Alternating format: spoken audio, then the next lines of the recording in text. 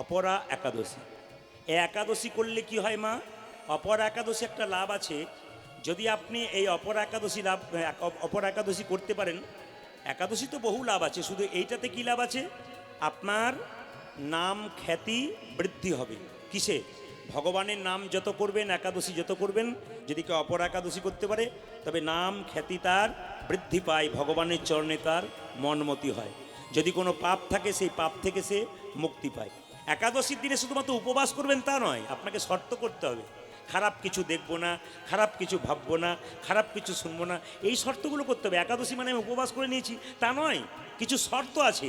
খারাপ কিছু দেখবো না, খারাপ কিছু ভাববো না, খারাপ কিছু শুনবো না, আজকে ভালো কথাই শুনবো। আজকে বড় ভাগ্যবান এবং ভাগ্যবতী যে আজকে একাদশীর দিনে আপনি হরিকথা শুনতে পাচ্ছেন। শাস্ত্র বলছে একাদশীর দিনে কেউ যদি বসে বসে হরিকথা শুনতে পারে, যদি একাদশী পালনও করতে না পারেন, তবে কিন্তু আপনার কিছুটা লাভ হয়। আর যারা একাদশী করেছেন অথচ হরিকথা শুনছেন, তাদের তো বিরাট লাভ আছে। ও মায়েরা, যদি কেউ নির্জলা একাদশী করে, ওটার নাম উত্তম একাদশী। আর যদি কেউ ফলমূল খেয়ে যদি কেউ ফলমূল খেয়ে বা দুধ বা দুধের পায়েস টায়েস খেয়ে যদি কেউ একাদশী করতে পারে, তবে সেটা হচ্ছে কি একটা উত্তম, একটা মধ্যম। আর যদি পেট ভরে কেউ খায়, একাদশীর দিনে নিয়ম হচ্ছে পেট ভরে খাওয়া চলবে না। একটা পেটকে যদি 4 ভাগ করা যায়, তাহলে মাথায় রাখবেন 2 ভাগ খাবেন, 1 ভাগ জল খাবেন, 1 ভাগ ফাঁকা রাখবেন। এটা প্রতিদিনের নিয়ম, তবে স্বাস্থ্য ভালো থাকবে। কিন্তু একাদশী দিনে বলছে 1 ভাগ খাবে, 1 ভাগ জল খাবে, যারা মধ্যম একাদশী করছেন, আর 2 ভাগটা ফাঁকা রাখবেন। এটা কিন্তু নিয়ম, খুব মাথায় রাখবেন। একাদশীর আগের দিনে কিন্তু ব্রাশ করে নিতে হয়। একাদশীর আগের দিনে জিভ পরিষ্কার করে নিতে হয়। আপনি আজকে করলে ভুল করছেন। কেন করছেন? একাদশীর দিনে লবণ খাওয়া উচিত নয়। তাহলে আপনি আগের দিনে যদি জিভ পরিষ্কার করলেন, আজ সকালে যদি করলেন, জিভ ছুলতে ছুলতে যদি জিভ কেটে যায়, আপনার একাদশী হবে না। শুধু তাই নয়, একাদশীর দিনে যদি আপনি যে পেস্টটা নিচ্ছেন তার মধ্যে লবণ থাকে, তাহলে আজকে একাদশী সকালবেলায় পেস্ট নিচ্ছেন, তাহলে তো আপনার একাদশী হলো না, আপনি লবণ খেয়ে ফেললেন। তাহলে সন্দক লবণ আপনাকে গ্রহণ করতে হবে, এই লবণ কিন্তু আপনার চলবে না। তাই আপনাদের কাছে নিবেদন রইল, আগের দিনে আপনি ব্রাশ করুন, পরের দিন সকালবেলায় গরম জল দিয়ে মুখটা ধুয়ে নিন, 21 বার কুলকুচ্ছি করুন, আপনার কিন্তু লাভ আছে। আমি মালদা জেলায় গত একাদশীতে ছিলাম। একজন ভদ্রলোক বললো, আপনি একাদশী করেছেন? বলে হ্যাঁ করেছি। তাহলে এক কাজ করুন, আপনাকে কিছু সেবা টেবার ব্যবস্থা করি। 4 বাটি ফল, 2 গ্লাস দুধ, তারপরে দুধের পায়েস, 3 বাটি সবজি, এসব দিয়েছেন। বলছে বেশি কিছু করতে পারলাম না। বললাম এরকম করলে আমি প্রতিদিন করব, কোনোদিন বাদ দেবো না। যেটা নির্জলা একাদশী ওটা উত্তম একাদশী, ফলমূল সবজিকে মধ্যম একাদশী। আর আমাকে যে একাদশী করেছিল ওটা উত্তম নয়, মধ্যম নয়, ধমাধম একাদশী। তাই ধমাধম একাদশী করবেন না, অন্তত উত্তম মধ্যম একাদশী করুন। ভক্তি যার কৃষ্ণ তার, সর্বশাস্ত্র কয়, ভক্তি না থাকিলে কৃষ্ণ দেখিলেই কিবা হয়। এই জন্য ভক্তিটা আসল। আমি আপনাদের বারবার বলবো, যে যেখানে বসে আছেন, একের পেছনে শূন্য দিলে কত হয়? জোরে বলুন। আপনারা বলবেন না, এরা বলো। একের পেছনে শূন্য দিলে কত হয়? 10। তার পেছনে শূন্য দিলে কত হয়? 100। তার পেছনে শূন্য দিলে কত হয়? তার পেছনে শূন্য দিলে কত হয়? 10,000। তার পেছনে শূন্য দিলে কত হয়? 1 লক্ষ। লক্ষ আমাদের কি? 1। কোথায়? গোবিন্দের চরণ। শূন্য দিয়ে গেলাম কিন্তু 1 দিলাম না, তবে শূন্যের কোনো দাম থাকবে না। শূন্য কারা? আমাদের দেহগুলো হলো শূন্য, আর গোবিন্দ হলো 1। যার দেহ শূন্যের পাশে 1 নামক গোবিন্দ নাই, তার জীবনের কোনো দাম নাই। নেতাই গৌর হরি বল। এই জন্য আপনাদের কাছে নিবেদন রইল, আপনারা ছোট ছোট কথাগুলো শুনবেন। কারণ এখানে অনেক মহাজন মানুষ আছেন। আমার প্রণম্য বাবা আছেন, জামগড়া থেকে এসছেন। ওনার কাছ থেকে আমি বহু সম্পদ পেয়েছি। যতটুকু পেয়েছি আশীর্বাদ। উনি বসে আছেন, ওনার কাছে কিছু বলা মানে আমার ধৃষ্টতা ছাড়া কিছু নয়। আশীর্বাদ নিয়ে আপনাদের সামনে শুধুমাত্র ছোট ছোট কথাগুলো বলবো, একটু মন দিয়ে শুনবেন। আজকে মহাপ্রভু বললেন, 10 5 সবে মিলে দাঁড়াইতে বসিয়া কীর্তন করহ সবে হাতে তালি দিয়া। এটা মহাপ্রভুর কথা। কিন্তু কীর্তন করবেন হাতে তালি দিয়ে। 10 5 সবে মিলে দাঁড়াইতে বসিয়া কীর্তন করহ সবে হাতে তালি দিয়া। সিরিয়াল দেখলে এটাই শিখবেন। কি শিখবেন? একজন 3 জন মেয়েকে বিয়ে করেছে, 3 জন আরো 6 জনকে করেছে। এই গল্পই খালি শুনবেন। এতে কিছুই শিক্ষা হবে না, নোংরা হবে সমাজ, নোংরা হবে সংসার।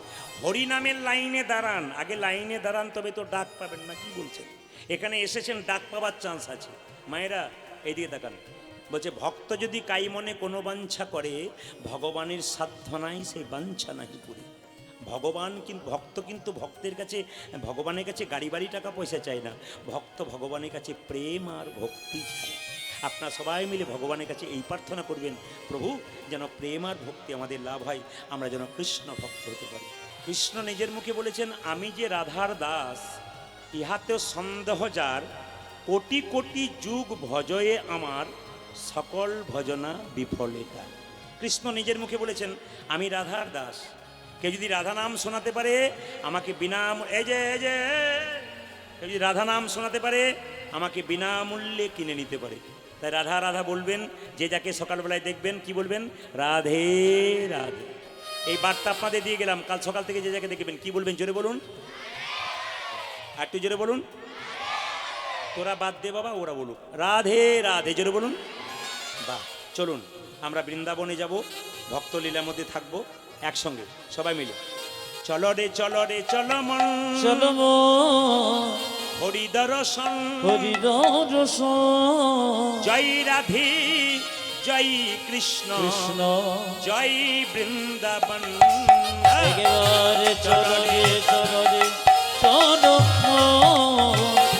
হরি দর্শন, জয় রাধে জয় কৃষ্ণ জয় বৃন্দাবন।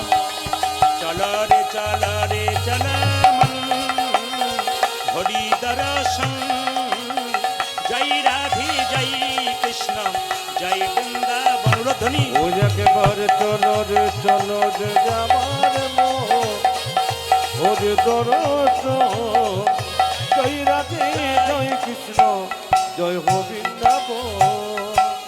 কেশে ঘাট বংশীবর নিকুঞ্জ কানন কানন, কেশি ঘটে বংশীব নিকুঞ্জ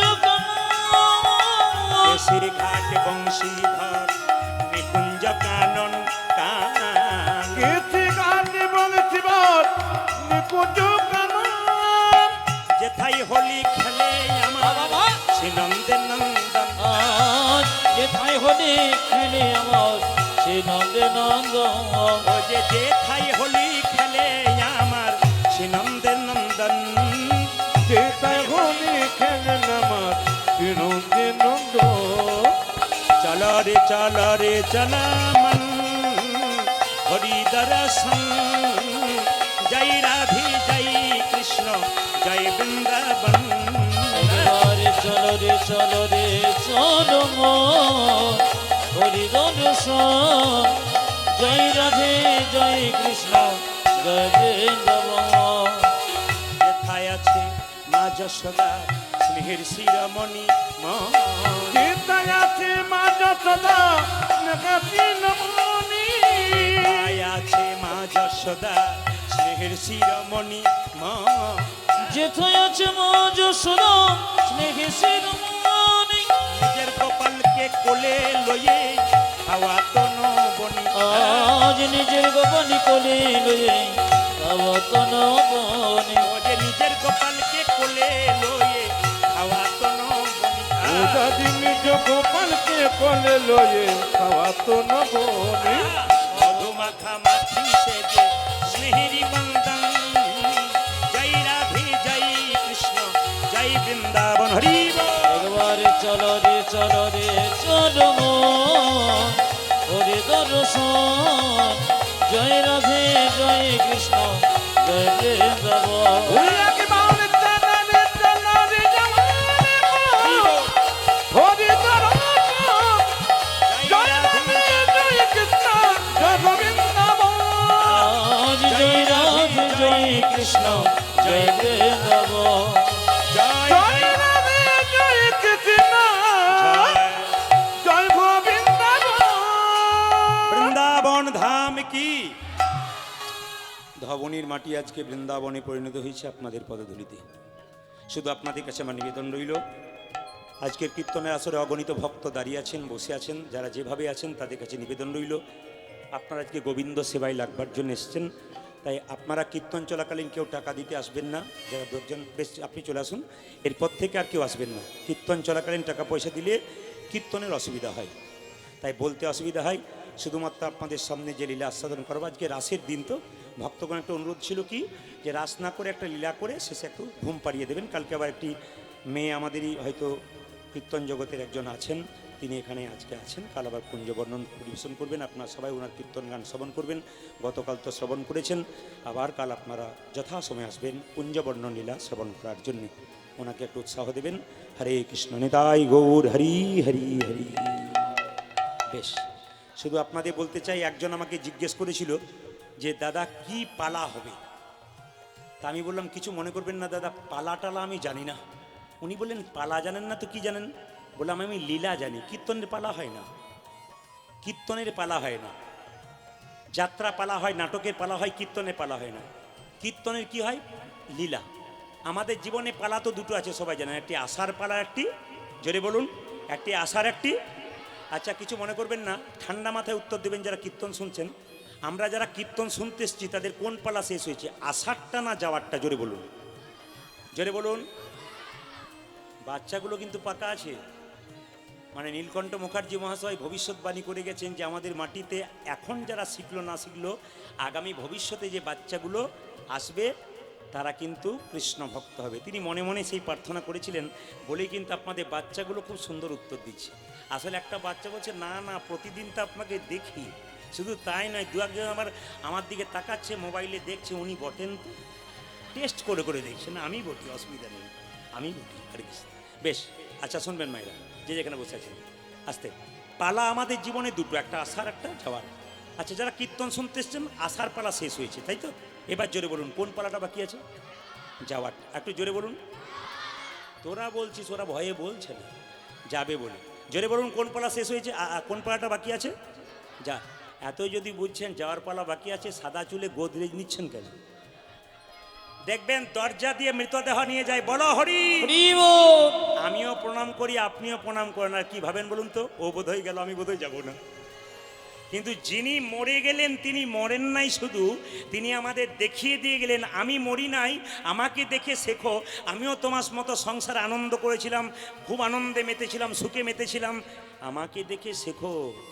আমি যেমন হেলতে দুলতে চললাম, তুমি আমার মতো এমনি করে হেলতে দুলতে চলবে। একটা করে রাত্রি পেরোচ্ছে, মানে আমাদের জীবনে খাতা থেকে একটা করে দিন কমছে। এত আনন্দের কিসের? আমরা তো আস্তে আস্তে মৃত্যুর দিকে এগিয়ে যাচ্ছি। অনেকে আবার অহংকার করে, আমি শুধু বলতে চাই কিসের অহংকার করেন? আপনি যদি পৃথিবীর মালিক হন তবে আপনার অহংকার হয়। আপনি তো পৃথিবীর অতিথি, আপনার তো গ্যারেন্টি নাই কদিন থাকবেন। কীর্তন শুনতে এসছেন, বাড়ি ফিরে যাবেন, গ্যারেন্টি নাই। রাত্রিবেলায় শোবেন, সকালবেলায় চোখ খুললে সকাল, না খুললে জীবনে পরকাল। ট্রেন আসবার সময় সিগন্যাল দেয়, জানতে পারি ট্রেন আসে। মৃত্যু আসবার সময় কোনো সিগন্যাল নাই, যে কোনো মানুষের জীবনে যে কোনো মুহূর্তে আসতে পারে। তাই বলতে পারি পদ্ম পাতার জল পরে টলমল, কে কখন চলে যাবে কেউ জানে না। তবু আমরা দেখেও শিখি না। অপরাধ নেবেন না কথাটা বলার জন্যে। দেখবেন যেখানে ছাগল কাটা হয়, একটা ছাগলকে চামড়া ছিলে দিব্যি কেটে ঝুলিয়ে দেওয়া হয়, ওর মাংস কেটে কেটে বিক্রি করা হয়। পাশে একটা ছাগল বসে বসে দিব্যি কাঁঠাল পাতা চিবোই বসে বসে। ও জানে না যে এরপরের লাইনটা ওর আছে। আমরা সব কাঁঠাল পাতা চিবানো ব্যাপার আর কি, আমরা কাঁঠাল পাতা চিবোচ্ছি, আমরা বুঝতে পারছি না এরপরে আমাদের লাইন আছে। তাই বলবো বাবা, ভালো কর্ম করবেন তো ভালো জায়গায় যাবেন, খারাপ কর্ম করবেন খারাপ জায়গায় যাবেন। তবে বলে রাখি, যারা কীর্তনের মাঝে গল্প করে তাদের একটু দিয়ে যাই সামান্য, আর সব কিছুই মিলিয়ে বলে যাই। রাজা দশরথ একদিন দেখতে পেলেন যে আমার রাজমুকুটটা হেলে গেছে, সামনে চুলগুলো পেকে গেছে, আমাকে আর রাজা হওয়া থাকা চলবে না, এবার আমি কি করব? আমাকে আর রাজা থাকা চলবে না, এবার আমাকে কি করতে হবে না, রামকে রাজা করতে হবে। কেন? আমার রাজমুকুটটা হেলে গেছে, মানে আমার কাছে আর থাকছে না, বুড়ো হয়ে গেছি, এবার আমার ছেলেকে দিতে হবে। কিছু মনে করবেন না বাবা, জগতের মালিক তো ভগবান, সংসারের মালিকও ভগবান, কিন্তু সংসারে আধার কার্ডে আপনার নামটা আছে, কিন্তু আপনি সংসারের মালিক, আপনি সংসার চালাচ্ছেন, তাই তো? কিন্তু কখন বুঝবেন যে আপনারও রাজমুকুটটা হেলে গেছে? কখন? যখন রৌদ্রে গরমে কষ্ট করে বাড়ি আসবেন, নিজের বৌমাকে এক গ্লাস জল চাইবেন, 1 ঘন্টা পর 1 গ্লাস জল আসবে, তখন বুঝবেন আপনারও মুকুট হেলে বসে আছে, মানে আপনাকেও সংসার আর চাইছে না। এই দিকে তাকান, যখন ঘোষণা করলো রাম রাজা হবে সকালবেলায়, চারিদিকে প্রচার হয়ে গেল কই কই কই কই মা। এইদিকে তাকান, কই কই কি করছে মা? একটা ফুলের মালা গাঁথছে। পাশ থেকে একটা মেয়ে এসে বলছে, এই কই কই মালা কাঁচ জন্যে কাঁদছিস? বলে রামের জন্যে। বলে রাম রাজা হবে তো তোর কি গেল? কৌশল্যা তো রাজমাতা হবে, তুই তো ভিখারিনী হবি, কি দরকার আছে? রাজা দশরথ যুদ্ধ থেকে ফিরেছিল, 2টো বর দেওয়ার কথা ছিল, তুই সেবা করেছিলি, 2টো বর চেয়ে নে। বলে কি বর চাইবো? এক বরে পুত্র ভরতের সিংহাসন লাভ, 1 বরে রামচন্দ্রের 14 বছরের বনবাস। আচ্ছা বাবারা কিছু মনে করবেন না, মায়েরা বলুন তো, কই কইকে যে মেয়েটি কানে বিষটা দিল সেই মেয়েটার নাম কি? মন্থর। এমনভাবে বলছেন যে আপনাদের পাড়ার লোক বোধ হয়। আচ্ছা কিছু মনে করবেন না, এইদিকে তাকান, মন্থরা কানে বিষটা দিয়েছে, মানে কই কই মালা গাঁচ্ছিল, ভগবানের প্রতি মন ছিল, কিন্তু মন্থরা নষ্ট করে দিল। আপনি কীর্তন শুনছেন, পাশ থেকে যদি গল্প করে বুঝবেন মন্থরার পার্টি আপনার সামনে বসে আছে। গল্প করলেই বুঝবেন মন্থরা এসেছে। ওই জন্য ওদিকে তাকাবেন না, তাহলে কই কইর মতো নিতাই গৌর হরিবোল হয়ে যাবে। এইদিকে তাকাবেন মায়েরা, যে যেখানে বসে আছেন। মায়েরা, কই আপনাদের সামনে এইটা বলার জন্যে এই কথা, যে আপনার বাড়িতে কেউ যদি বিষ খায়, তাকে হসপিটালে ভর্তি করলে সে বাঁচলেও বাঁচতে পারে, কিন্তু কানের মধ্যে কেউ যদি বিষ দেয়, সংসারে একজন মরে না, গোটা সংসারটা নষ্ট হয়ে যায়। ওই জন্য মায়েদের কাছে নিবেদন রইল, আপনি সংসার ভালো চালাচ্ছেন, পাশের বাড়ির মেয়ের আপনার কানে বিষ ঢালছে, আপনি বিষ নেবেন না, অমৃত নামক হরিনাম নিন, আপনার সংসার নিতাই গৌর হরি বল। এই অমৃতের সন্ধানে আপনারা এখানে এসেছেন, সে নাম অমৃত গ্রহণ করুন, দেখুন আপনার জীবন সুন্দর হবে। যত শুনবেন তত মনে হবে আরও শুনবো। আজকে যে লীলাটি গাইব, লীলাটি গাইবার আগে বলে রাখি, নারী যদি নারীর মতো হয় পুরুষ ওপরে ওঠে, নারী যদি আনারী হয় পুরুষ নিচে নেমে যায়। নারী ছিল কে? পদ্মাবতী, জয়দেবকে গোবিন্দ চরণ পাইয়ে দিয়েছিল। নারী ছিল কে? রামী, রজকিনীর মেয়ে হয়ে চণ্ডীদাসকে পদকর্তা তৈরি করেছিল। নারী ছিল কে? রামকৃষ্ণদেবের স্ত্রী সারদা মা, যার জন্যে রামকৃষ্ণ ঠাকুর পরমহংসদেব তৈরি হয়েছিলেন। মায়েদের কাছে নিবেদন রইল, আপনি এমন নারী হন, আপনার স্বামী যেন ধর্মপথে এগিয়ে যেতে পারে, এমন বাধা দেবেন না যেন ধর্ম থেকে সরে যায়। তবে একটা কথা বলে রাখি, খুব দামি কথা, মেয়েরা যদি কৃষ্ণ ভক্ত হয়, স্বামী যদি মাতাল চরিত্রহীন হয়, মেয়েরা পারে স্বামীকে রাস্তাতে আনতে 100%। পৃথিবীতে বহু উদাহরণ আছে, সংসারে বহু মেয়েদেরকে দেখেছি তিলকমালা নিয়ে আছে, স্বামী মাতাল, কিন্তু কিছুদিন পরে দেখছি স্বামী সেই রাস্তা ধরেছে। কিন্তু স্ত্রী যদি বেঁকে যায়, স্বামী যদি সোজা পথে গোবিন্দের ভজন করে, স্ত্রী যদি না করে, সেই স্ত্রীকে সহজে পথে আনা কঠিন। একটা প্রমাণ কি, মায়াপুর নবদ্বীপে যাবেন, শিল প্রভুপাদের স্ত্রী, তিনি কিন্তু কৃষ্ণ ভক্ত ছিলেন না। শিল প্রভুপাদ দেশে দেশে নাম প্রচার করতেন, তিনি একতলার বাড়ির নিচে ক্লাস করছেন ভক্তদের নিয়ে, ভক্তির ক্লাস, আর ওপর তলায় বসে তার স্ত্রী পায়ের ওপর পা দিয়ে চা খাচ্ছে। এক সময় জিজ্ঞেস করছে শিল প্রভুপাদ, আমার পাণ্ডুলিপিগুলো কই? বলে বিক্রি করে চা খেয়ে নিয়েছি। তখন শিল প্রভুপাদ জিজ্ঞেস করেছিল, তুমি কি চাও, টি আর মি? টি আর মি, তুমি চা চাও না আমাকে চাও? সোজাসুজি উত্তর দিয়েছিল, টি নট ইউ, আমি চা চাই, আমি তোমাকে চাই না। সেদিন থেকে শিল প্রভুপাদ ঘর ছেড়েছিলেন। আপনাদের কাছে নিবেদন, নারী যেন আনারী না হয়, নারী যেন নারী হয়। শিক্ষা আছে কীর্তনের মধ্যে। আজকে যে লীলাটি গাইব সেটা হচ্ছে বিল্বমঙ্গল ঠাকুরের কাহিনী বলবো। চিন্তামণিকে ভালোবেসে বৃন্দাবনে গিয়েছিল। মায়েরা, দক্ষিণ দেশের একটি গ্রাম ছিল আপনাদের, যেমন ধবনী গ্রাম, গ্রামটার নাম ছিল কি বলবো, ভালো করে মনে রাখবেন, কৃষ্ণবেন্না গ্রাম। তার পাশ দিয়ে একটা নদী পেরিয়ে গেছে, সেই নদীটার নাম হচ্ছে কৃষ্ণবেন্না নদী। তাহলে কি বললাম, গ্রামটার নাম কি? কৃষ্ণবেন্না গ্রাম। পাশ দিয়ে একটা নদী পেরিয়ে গেছে, সেই নদীটার নাম কৃষ্ণবেন্না নদী। সেখানে একজন ব্রাহ্মণ বাস করে, তার নাম হচ্ছে শিবশঙ্কর রায়, মনে থাকবে যেন। তার স্ত্রীর নাম কি? ভবানী দেবী। মায়েরা, গাড়ি বাড়ি টাকা পয়সা ধন দৌলত সব থাকবে, একটা জিনিস না থাকলে সংসারে কোনো লাভ নাই। কি বলুন তো, যদি কোনো সংসারে মায়ের কোলে সন্তান না নাচে, তবে সে মায়ের জীবনে কোনোদিন আনন্দ হয় না। গাড়ি বাড়ি টাকা পয়সা থাকলেও সন্তান না থাকলে সংসার অন্ধকার হয়ে যায়। ভবানী দেবী প্রত্যেকটি দেবদেবীর মন্দিরে যায়, কিন্তু ভগবানের কাছে এত ডাকে, সন্তান পায় না।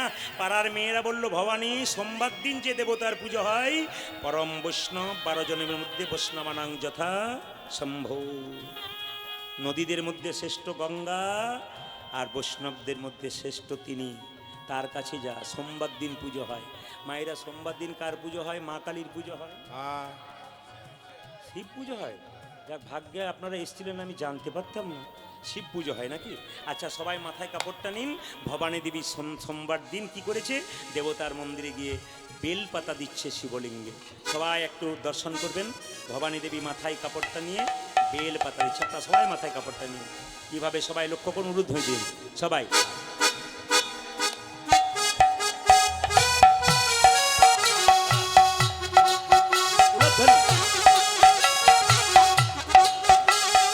সবাই উলুধ্বনি ধরে দেবেন ভক্তি ভরে, আপনাদের সন্তান কৃষ্ণ ভক্ত।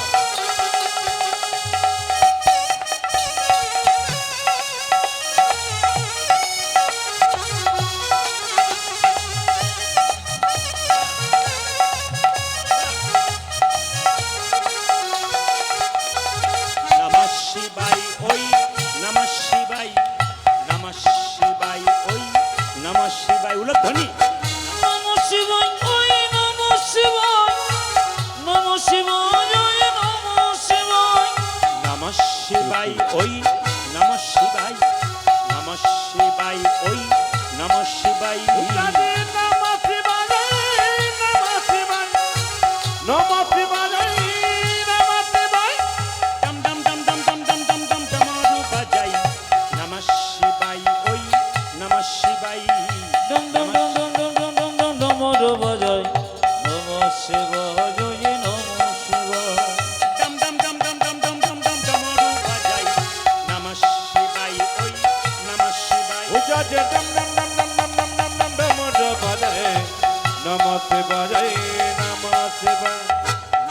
শিবায় ওই, নমঃ শিবায়, নমঃ শিবায় ওই, নমঃ শিবায়।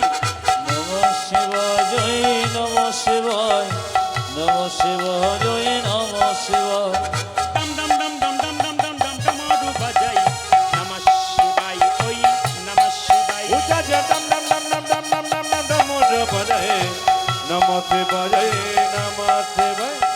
নমঃ শিবায় ওই, নমঃ শিবায়, নমঃ শিবায় ওই, নমঃ শিবায়। হরে নমঃ শিবায় ওই নমঃ শিবায়, নমঃ শিবায় ওই নমঃ শিবায়, ওং নমঃ শিবায়, ওম নমঃ শিবায়, ওং নমঃ শিবায়, ওং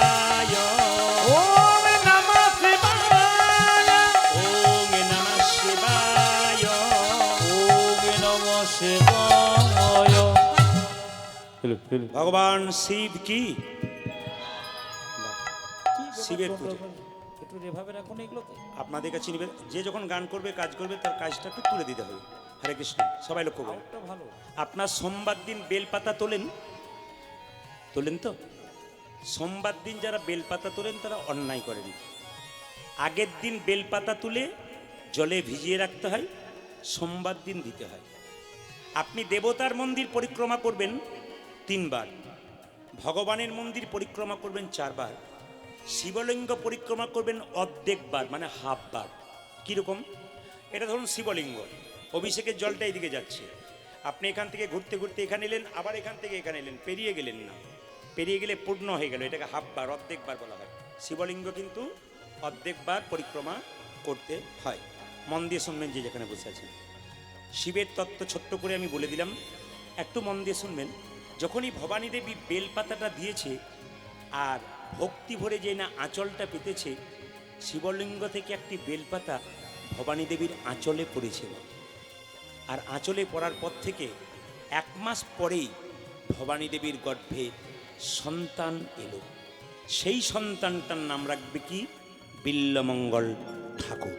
শুধু আপনাদের সামনে বলতে চাই, অনুকূল ঠাকুরের ভক্ত কারা কারা আছেন, শিষ্য কারা আছেন? হাত তুলুন। বাহ, এতজন এখানে আছেন, হাত তুলুন। পরম প্রেমময় অনুকূল ঠাকুর বলেছেন, শিক্ষা মুখে আছে ব্যবহারে নাই, সে শিক্ষার মুখে মারো ছাই। অনুকূল ঠাকুর বলেছেন, পেটের মধ্যে বাচ্চা থাকলে মেয়েদের কয়েকটা নিয়ম পালন করতে হয়। ঠাকুরের কথা, পরম প্রেমময় ঠাকুরের কথা। তিনি বললেন কি কি? প্রথম নিয়ম হচ্ছে, বলছে এরোপ্লেন, আজকে মহাপুরুষের জন্ম হচ্ছে না কেন? রামকৃষ্ণ ঠাকুর নেই, বিবেকানন্দ নেই, রবীন্দ্রনাথ নেই, কেন জন্ম হচ্ছে না? এখন কেন ভালো ছেলে জন্ম পাচ্ছি না আমাদের সমাজে?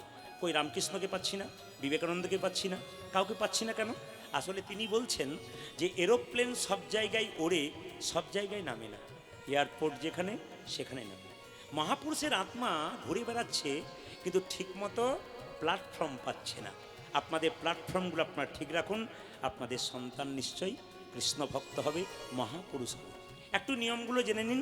তিনি বলতে চাইছেন যে মেয়ের পেটে বাচ্চা, এদিকে এদিকে, যে মেয়ের পেটে বাচ্চা থাকবে সে প্রতিদিন স্নান করে ভগবানের মন্দিরে প্রণাম করবে আর প্রার্থনা করবে, ছেলে হোক আর মেয়ে হোক যেন কৃষ্ণ ভক্ত সন্তান হয়। মায়েরা কিছু চাইবেন তবে পাবেন, চুপচাপ থাকলে হবে না, কিছু চাইতে হবে। তুলসী মন্দিরে জল দিয়ে 4 বার পরিক্রমা করবেন। আচ্ছা, শ্রীমদ্ ভাগবত গীতা পড়বেন।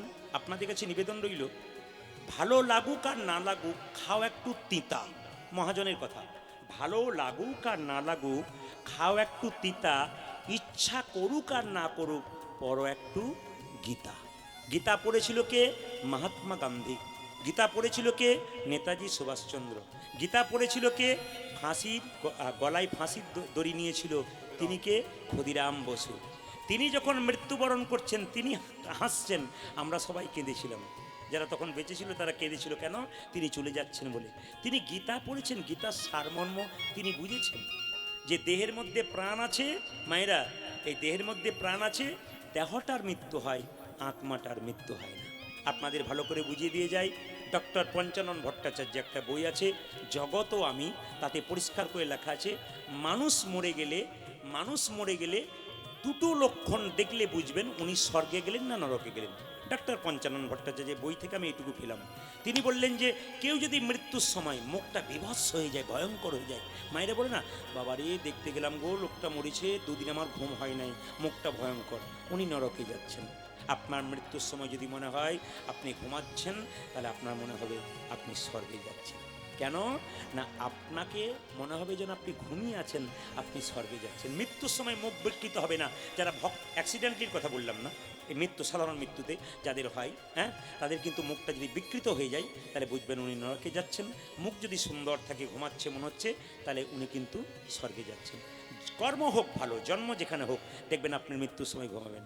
আর একটা কথা হচ্ছে যে মৃত্যুর সময় এই ধবনী গ্রাম থেকে যখন নিয়ে যাওয়া হচ্ছে, বলো হরি হরি বলে লোকে যদি বলে লোকটা খুব ভালো ছিল গো, খুব কৃষ্ণ ভক্ত ছিল, দশচক্রে ভগবান, উনি যাচ্ছেন কোথায়?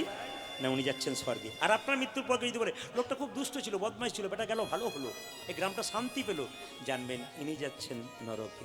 এই জন্য আপনাদেরকে বারবার বলবো, জন্ম হোক যথাতথা, কর্ম হোক ভালো।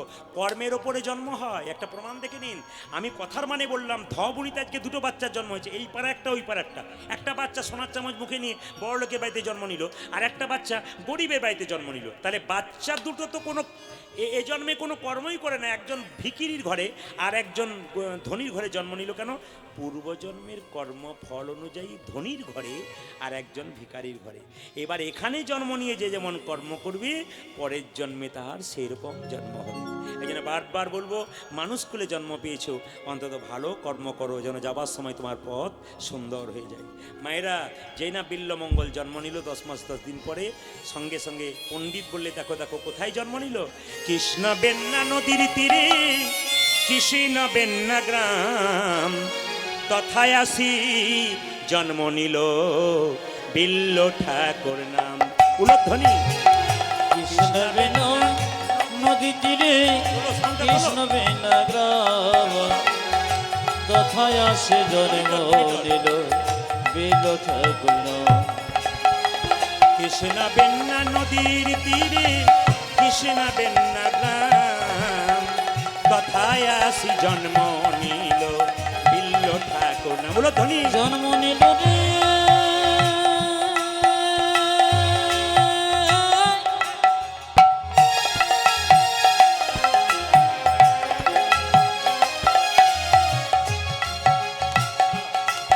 বিল্ল ঠাকুর।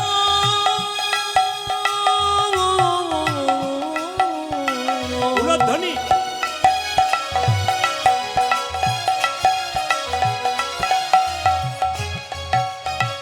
জন্ম